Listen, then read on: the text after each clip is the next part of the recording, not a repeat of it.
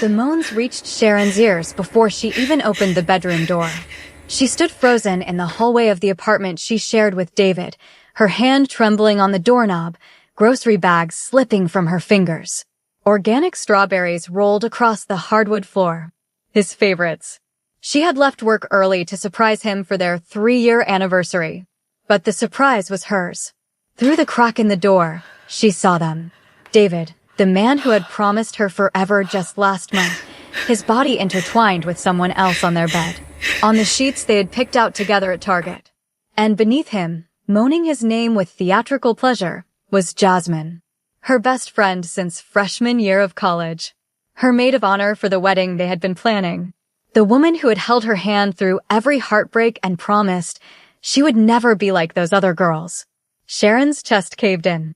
The pain was physical, sharp, like someone had reached into her ribcage and squeezed her heart until it burst. David, she heard herself say.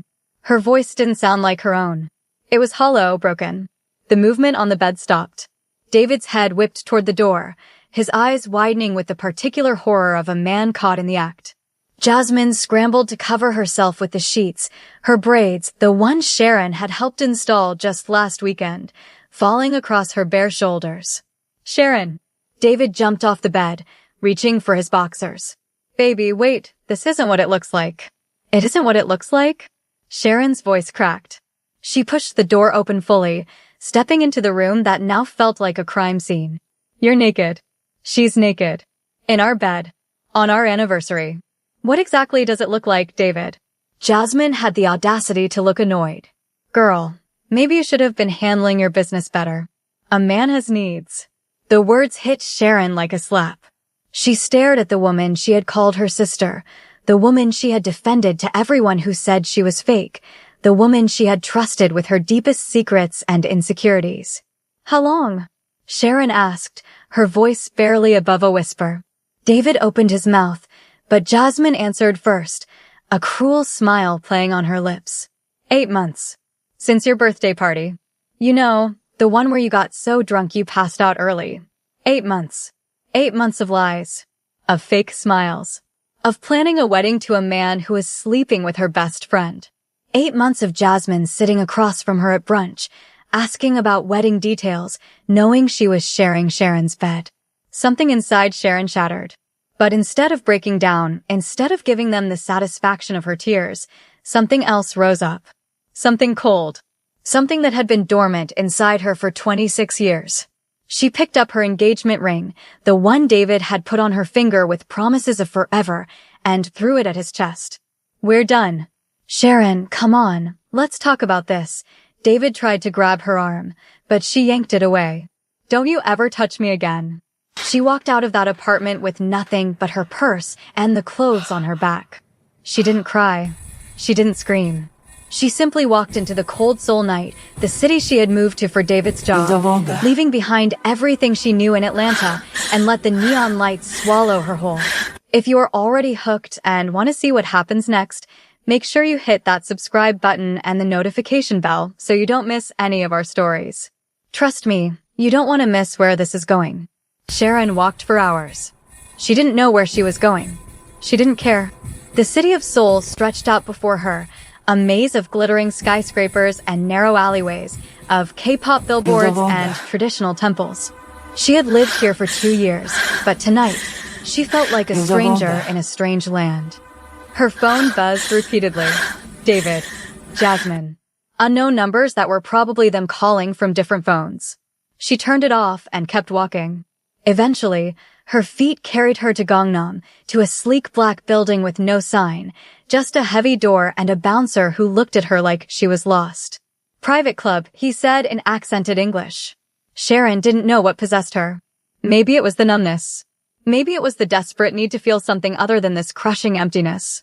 Maybe it was the fact that she had spent 3 years being the good girlfriend, the understanding partner, the woman who always put David's needs first, and look where that had gotten her. I want in, she said. The bouncer looked her up and down. She was still wearing her work clothes, a fitted black dress that hugged her curves, heels that made her legs look endless. Her locks were swept up in an elegant updo. She looked expensive, even if she felt worthless. Something in his expression shifted. He stepped aside. The club was unlike anything Sharon had ever seen. Dark. Luxurious. Dangerous. Crystal chandeliers cast shadows across velvet booths where men in expensive suits conducted conversations in hushed tones.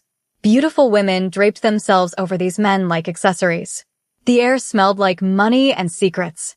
Sharon walked straight to the bar and sat down. Whiskey, she told the bartender. Neat. And keep them coming. She downed the first glass like water. The second one burned less. By the third, the edges of her pain had started to blur. Drinking alone is a sad affair. The voice came from beside her. Deep. Smooth. Accented in a way that made her skin tingle. Sharon turned, ready to tell whoever it was to leave her alone. But the words died in her throat. He was beautiful. There was no other word for it. Sharp jawline, full lips, dark eyes that seemed to see straight through her. His black hair was pushed back from his face and a thin scar ran through his left eyebrow, the only imperfection on an otherwise flawless face. He wore a black suit that probably cost more than her annual salary, and his presence commanded the attention of everyone in the room, even though he wasn't doing anything but sitting there. I'm having the best night of my life, Sharon said dryly. Can't you tell? He smiled. It was a dangerous smile, the kind that promised trouble. What happened? Why do you care? I don't. He signaled the bartender for 2 more drinks. But you're interesting. I haven't seen anyone walk into this club with that much rage in their eyes in a long time. Rage. Sharon laughed bitterly. Is that what this is? You're hurting, he said, his voice dropping. But underneath that hurt, there's anger. The kind that burns cities down. Sharon stared at him. Nobody had ever read her so accurately after knowing her for 30 seconds. My boyfriend cheated on me, she heard herself say. With my best friend. I caught them tonight. In our bed. After 3 years. After I gave up everything for him. The man's expression didn't change, but something flickered in his eyes. He's a fool. Yeah, well, apparently I'm the bigger fool for not seeing it. No. He shook his head. You trusted. That's not foolish. That's human. What's foolish is breaking that trust. There's nothing more precious than loyalty. And nothing more unforgivable than betrayal. The way he said it made Sharon shiver. Like he wasn't just talking about relationships. Like betrayal to him was a crime punishable by something far worse than heartbreak. What's your name? She asked. Do you really want to know? Yes. He studied her for a long moment. Junho. Kong Junho. I'm Sharon. I know. She frowned. How? He smiled again, that dangerous smile. I make it my business to know everyone who walks through those doors. Especially beautiful women who look like they're about to burn the world down. The whiskey was making her brave. Or maybe it was the pain, numbing her to consequences. Or maybe it was him, this beautiful stranger who looked at her like she was the most interesting thing in the room. Dance with me, she said. Junho raised an eyebrow. I don't dance. Neither do I. But I don't want to think anymore. And I think you can help with that. He stood and offered her his hand. It was warm, strong, and as soon as she touched it, electricity shot through her entire body. They moved to a darker corner of the club, where the music was slower, sultrier. Junho pulled her close, his hand settling on the small of her back. She could feel the heat of him through his suit jacket, could smell his cologne, something dark and expensive that made her head spin. You're playing with fire, he murmured against her ear. Good, she whispered back. I want to burn. And then, because she was tired of being careful, tired of being good, tired of being the woman who followed all the rules and still got her heart broken, Sharon pulled back just enough to look into his eyes. Are you going to kiss me or not? Junho's eyes darkened. For a moment, she thought he would say no. That he would be the gentleman, walk away, leave her alone with her whiskey and her heartbreak. But he wasn't a gentleman. She could see that now. He cupped her face with both hands and kissed her. It wasn't a gentle kiss. It was consuming. Possessive. His lips moved against hers with a hunger that stole the breath from her lungs. Her back hit the wall and she didn't care. Her fingers tangled in his hair and she didn't care about that either. All she cared about was this moment, this feeling, this fire that was burning away all the pain. When they finally broke apart, they were both breathing hard. Come with me, Junho said. It wasn't a request. Where? Does it matter? It didn't. Nothing mattered anymore. Not David. Not Jasmine. Not the life she had so carefully built that had crumbled to dust. Okay. Junho took her hand and led her through the club, past the velvet booths, past the watching eyes, to a private elevator in the back. He pressed his thumb to a scanner, and the doors slid open. VIP? Sharon asked. Something like that. The elevator shot upward, and moments later, they stepped into a penthouse that looked like it belonged in a magazine. Floor-to-ceiling windows overlooked the Seoul skyline. Modern art hung on the walls. Everything was black and gold and sleek. You live here? Sharon breathed. When I'm in the city. She turned to look at him, really look at him, and for the first time, a sliver of unease crept into her chest. This man wasn't just rich. He was powerful in a way that she didn't fully understand. Who are you, Junho? He walked to the bar and poured 2 glasses of wine. A businessman. What kind of business? The kind you don't ask about. He handed her a glass. But I'll tell you this. I'm not a good man, Sharon. I do things that would horrify you. I've built an empire on things that would send most people running. If you want to leave, the door is right there. I won't stop you. She should leave. Every survival instinct she had was screaming at her to leave. But something in his eyes held her in place. Something that looked like recognition. Like he saw the darkness in her that she had been hiding all her life. I don't want to leave, she whispered. He set down his glass and closed the distance between them. Then stay. That night, Sharon let herself fall into the fire. She woke up the next morning in silk sheets, her body deliciously sore, to find the other side of the bed empty. Sunlight streamed through the windows, and for a moment, she forgot where she was. Then it all came rushing back. David. Jasmine. The club. Junho. She sat up, clutching the sheet to her chest, and looked around. Her dress was folded neatly on a chair. Her heels were placed beside it. On the nightstand was a note. Asterisk had to leave for business. Stay as long as you like. My driver will take you wherever you need to go. J asterisk. Below the note was a black card with a phone number. Sharon stared at it for a long time. What had she done? She had slept with a stranger. A stranger who admitted he wasn't a good man. A stranger who looked at her like she was something to be consumed. And the worst part? She didn't regret it. She got dressed and took the elevator down to the lobby, where a man in a black suit was waiting. Miss Sharon? I'm Mr. Kang's driver. Where can I take you? Miss Sharon. Like she was someone important. Like she belonged here. I need to get my things from my apartment. The drive across the city gave her time to think. Time to realize that she had no plan. She had no savings that David didn't have access to. She had no family in Korea. Her job as a marketing coordinator at a tech company barely paid enough to cover rent, let alone a deposit on a new apartment. She was completely and utterly alone. When they arrived at the apartment, Sharon steeled herself and walked in. David was sitting on the couch, looking like he hadn't slept. When he saw her, he jumped to his feet. Sharon, thank God. Where have you been? I've been calling all night. I turned off my phone. Baby, please, we need to talk about this. There's nothing to talk about. Sharon walked past him toward the bedroom. I'm getting my things and leaving. David grabbed her arm. You can't just leave. Where are you going to go? You don't have anyone here. You need me. The words hit differently now. Because he was right. She didn't have anyone. She had isolated herself for him, focused all her energy on their relationship, and now she had nothing. But she would rather have nothing than stay with him. Let go of me, she said quietly. Sharon, come on. It was a mistake. Jasmine doesn't mean anything to me. You're the one I love. You're the one I want to marry. You should have thought about that before you put your dick in my best friend. David's expression shifted. The remorse faded, replaced by something uglier. Fine. You want to play it like that? Go ahead and leave. But you're not taking anything. This apartment is in my name. Everything in it is mine. You want to walk out?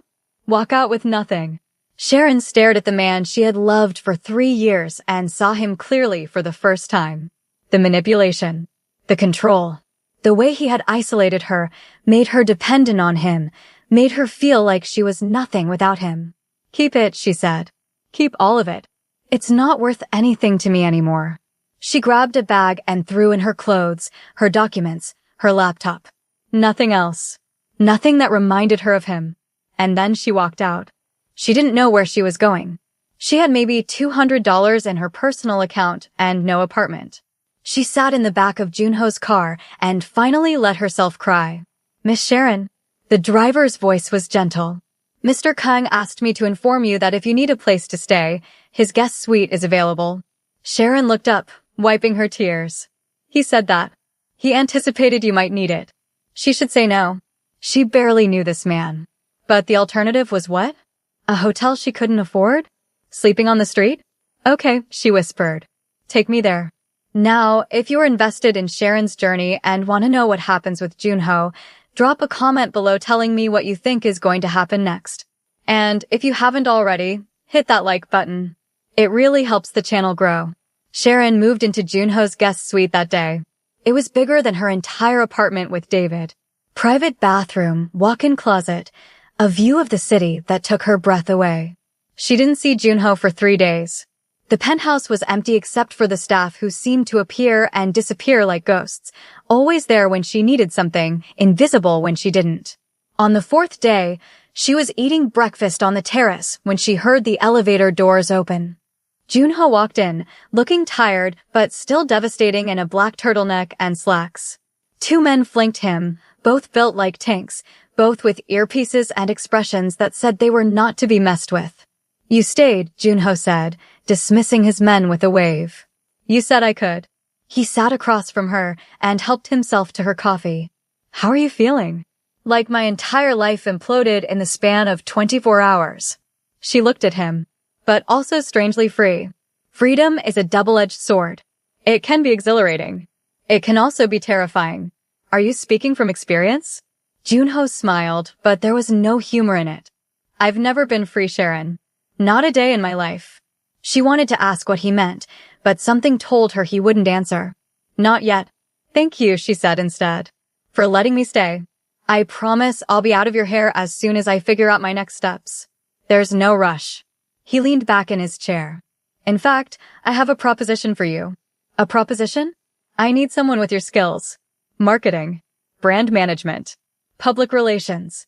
My company is expanding into legitimate markets, and I need someone who can help me navigate the Western business world. Your company, Sharon repeated. The one you don't talk about. The one I'm willing to tell you about. If you're willing to listen. She should have said no. She should have thanked him for his hospitality and found a way to leave. But curiosity had always been her weakness. Tell me. Junho stood and walked to the window, his back to her. My family has controlled the underground economy of Seoul for 4 generations. We started with protection services, moved into gambling, then real estate. Now we have our hands in everything from shipping to technology to entertainment. You're in the Mafia, Sharon said flatly. We prefer organization. But yes, I am the head of the Kang family, the most powerful crime syndicate in South Korea. The words hung in the air.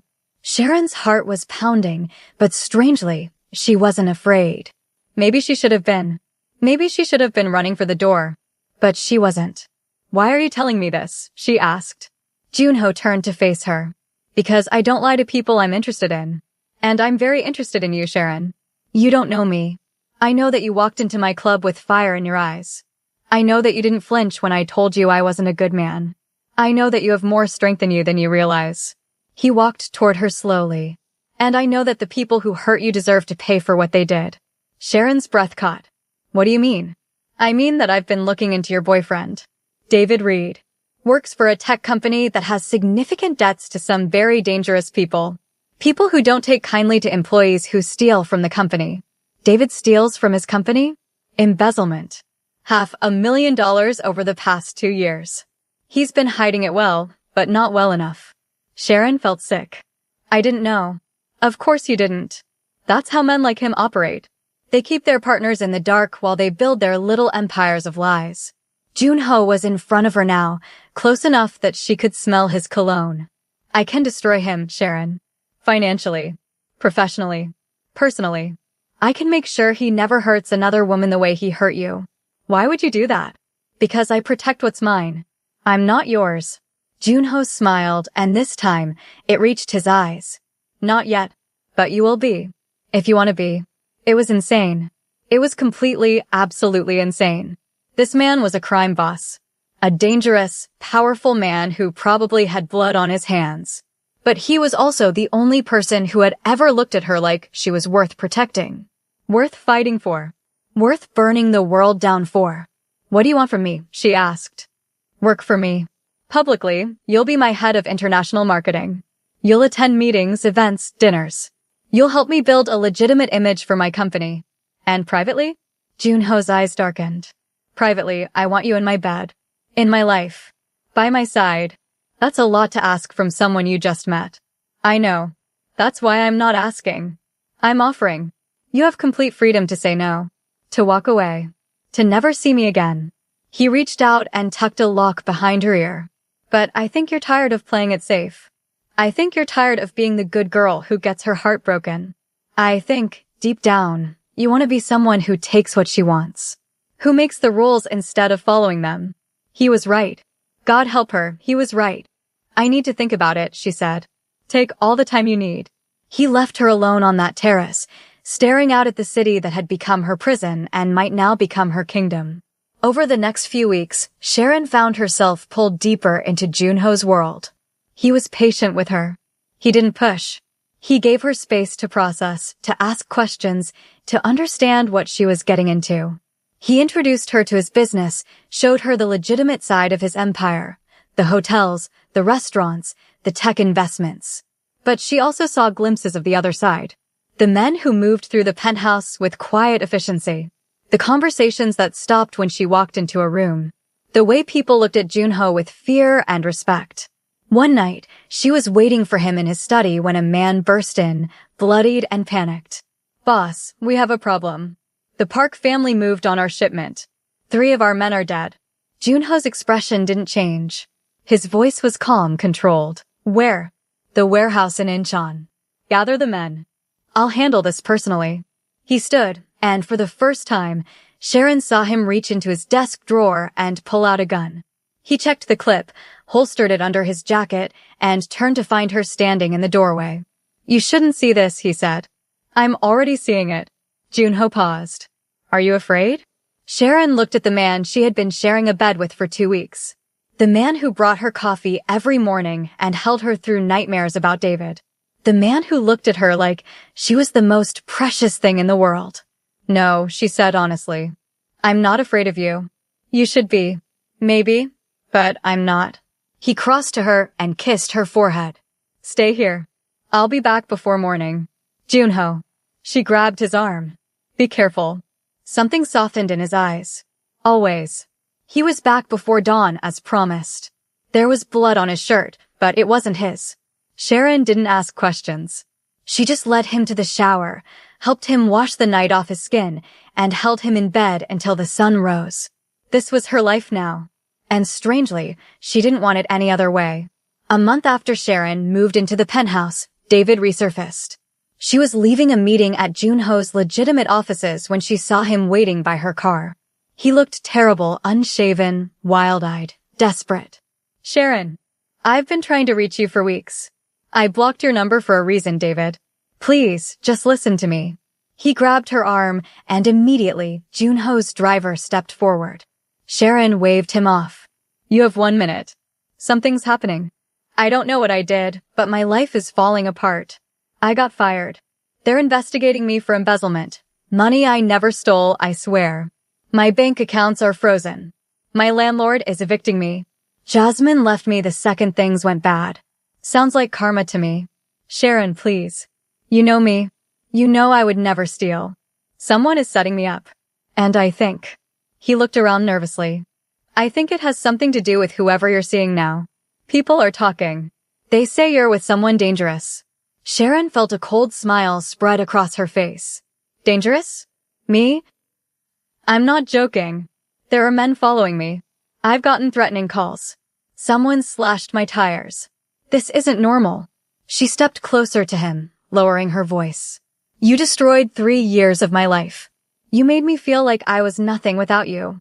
You slept with my best friend and then tried to gaslight me into staying. Did you really think there wouldn't be consequences? David's face went pale. Sharon, what did you do? I didn't do anything. She smiled. But I'm with someone now who takes care of me. Someone who doesn't take kindly to people who hurt what's his. Are you insane?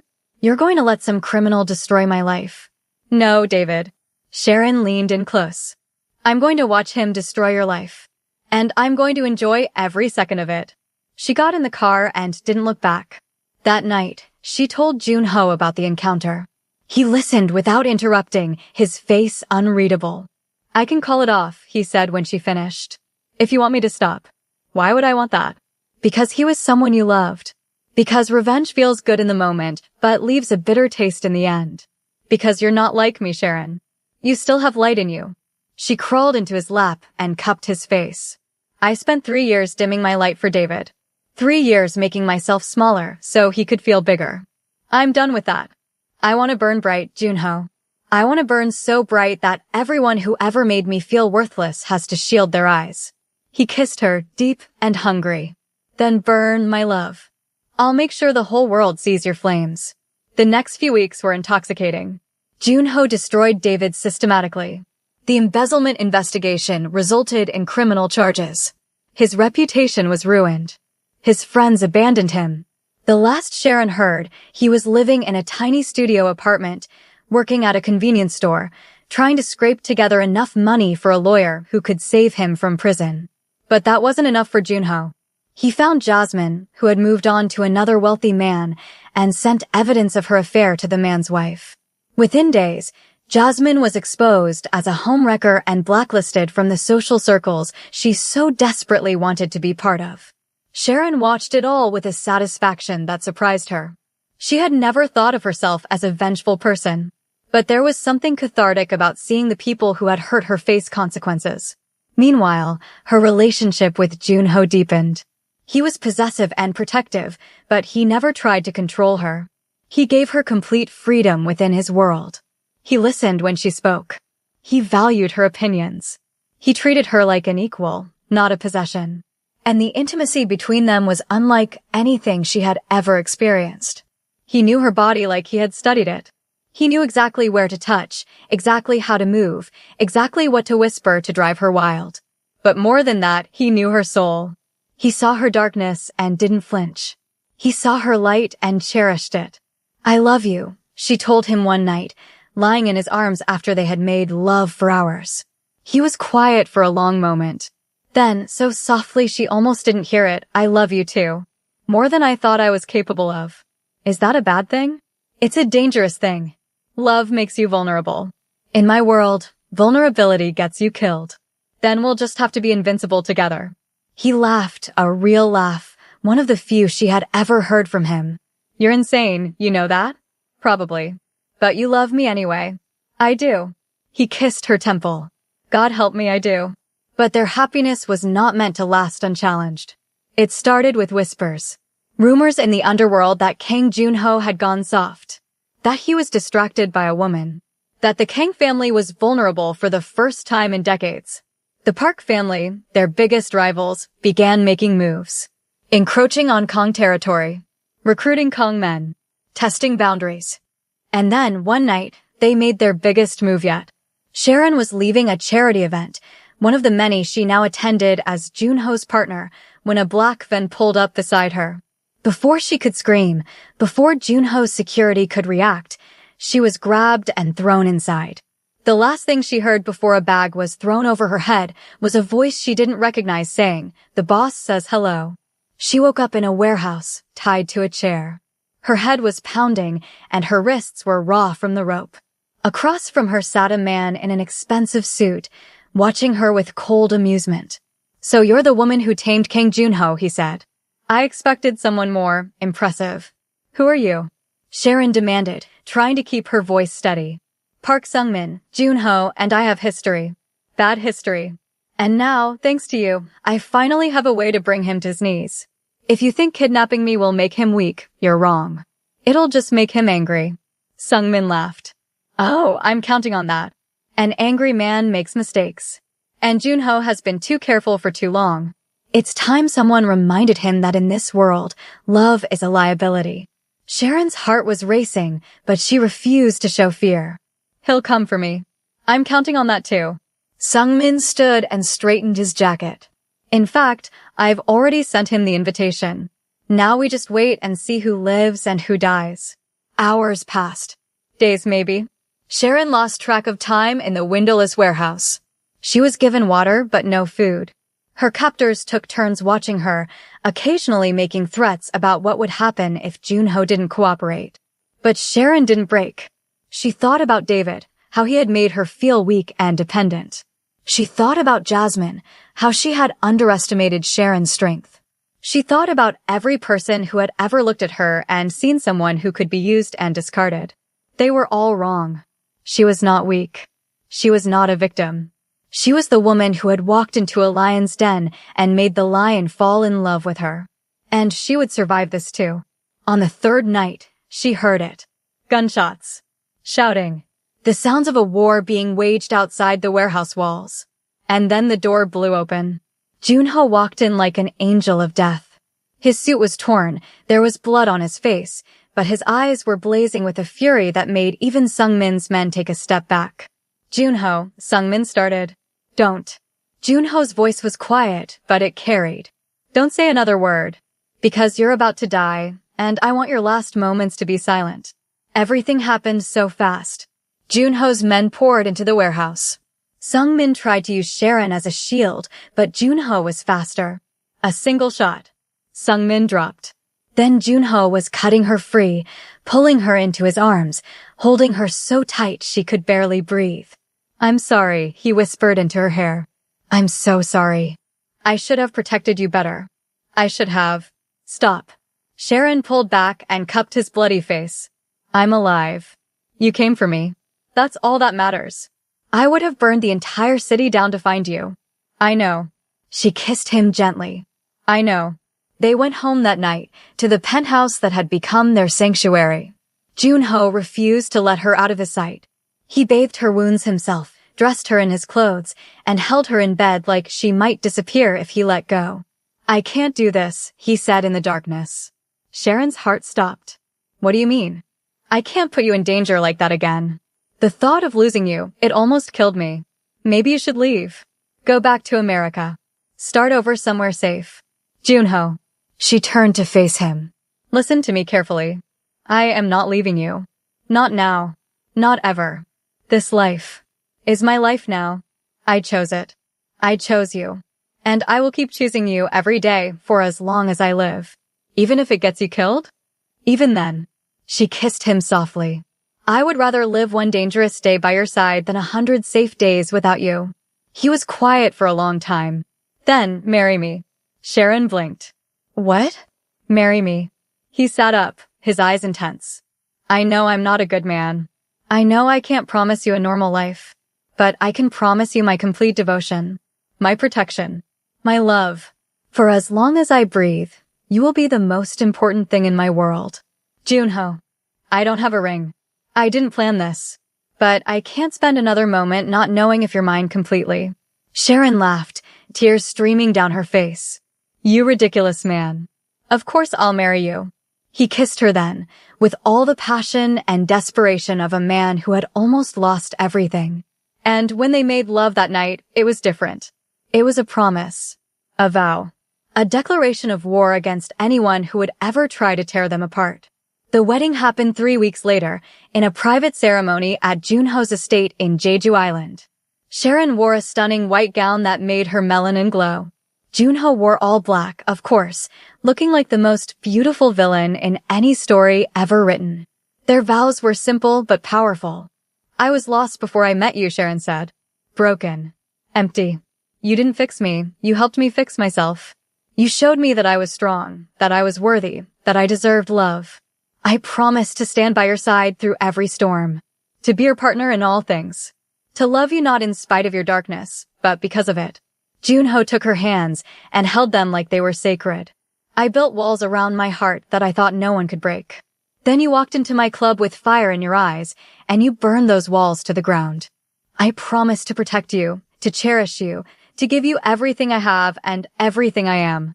You are my light, Sharon. And I will spend the rest of my life making sure that light never dims. They kissed as the sun set over the ocean, and Sharon knew, with absolute certainty, that she had found her home. Months later, Sharon stood on the balcony of the penthouse, looking out at the city that had once felt so foreign and now felt like it belonged to her. Junho came up behind her and wrapped his arms around her waist. "What are you thinking about?" he asked. "The night we met. How I walked into that club ready to burn the world down." "And did you? Burn it down?" She smiled. "I burned down everything that wasn't working. And in the ashes, I found something better. Us. Us." He turned her around and kissed her forehead. "Any regrets?" "Not a single one." Her phone buzzed. A notification from a social media account she rarely checked anymore. Someone had tagged her in a photo, Jasmine, posting a cryptic message about karma. Sharon laughed and showed Junho. "She still hasn't learned," he said. "She never will. Some people are incapable of growth. Want me to send another reminder?" Sharon shook her head. "No. She's not worth our energy anymore." She deleted the notification and put her phone away. "Besides, we have more important things to focus on." "Like what?" She took his hand and placed it on her stomach. "Like the fact that I'm pregnant." Junho froze. His eyes went wide. "You're about 8 weeks along. I found out yesterday. I wanted to wait for the right moment to tell you, but..." She didn't get to finish. He kissed her so deeply, so thoroughly, that she forgot what she was going to say. When they finally broke apart, there were tears in his eyes. Kong Junho, the most feared man in Seoul, was crying.